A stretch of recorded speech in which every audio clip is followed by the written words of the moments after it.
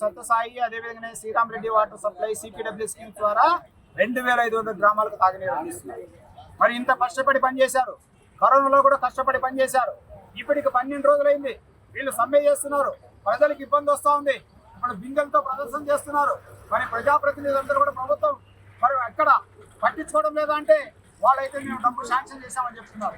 జిల్లా అధికారులు చూస్తే ఇంతవరకు డబ్బు ఎందుకు వేయలేదని అడుగుతున్నాం.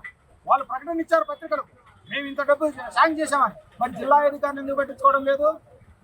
ఈ రకంగా పట్టించుకోకపోవడం వల్లనే గత ప్రభుత్వం కూడా చాలా నిర్లక్ష్యం చేసింది. ఒక కమిటీ వేసింది, అదే క్యూసీపీఏ కమిటీ అని. ఆ కమిటీ ప్రతిపాదన వల్ల డబ్బును సగం తగ్గించాలని, కార్మికులు తగ్గించాలని, గ్రామాలకు నీళ్లు పోకుండా చేయాలని ఆ ప్రభుత్వం ప్రకటించింది. దీన్ని సరిదిద్దాల్సిన అవసరం ఉంది ఈ ప్రభుత్వానికి. మేము ఇప్పటికే ముఖ్యమంత్రి గారికి మెమోరాండం ఇచ్చాం. ఆర్డబ్ల్యూఎస్ గ్రామీణ పంచాయతీరాజ్ పిఆర్డి డిపార్ట్మెంట్ పంచాయతీరాజ్ సంబంధించినటువంటి పవన్ కళ్యాణ్కి ఇచ్చాం. మరి జిల్లా అదేవిధంగా చీఫ్ సెక్రటరీకి శశిభూషణ్ గారికి ఇచ్చాం. ఇది నెల రోజుల గురించి మేము ఇచ్చాం.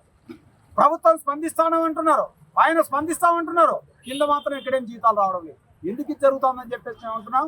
అందువల్లనే వారి జీతాలు, బకాయి వేతనాలు ఇవన్నీ వేసే వరకు కూడా మేము ఈ సమ్మె కొనసాగుతుంది.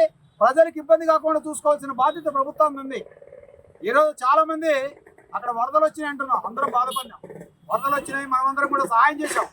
మరి ఈరోజు ఇక్కడ నీళ్లు లేకుండా కళ్యాణదుర్గంలో అయితేనేమి అనంతపురం జిల్లాలో నీళ్లు లేవు అని బోర్డు వెళ్తున్నారు ప్రజలందరూ.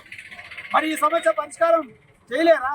మొత్తం అనంతపురం జిల్లా, ఉమ్మడి అనంతపురం జిల్లాకు కావాల్సిన బడ్జెట్ 100 కోట్లు సంవత్సరానికి అని చెప్పేది. మరి 100 కోట్లు కేటాయించలేరా? ఎందుకని ఈ రకమైన నిర్లక్ష్యం జరుగుతుంది?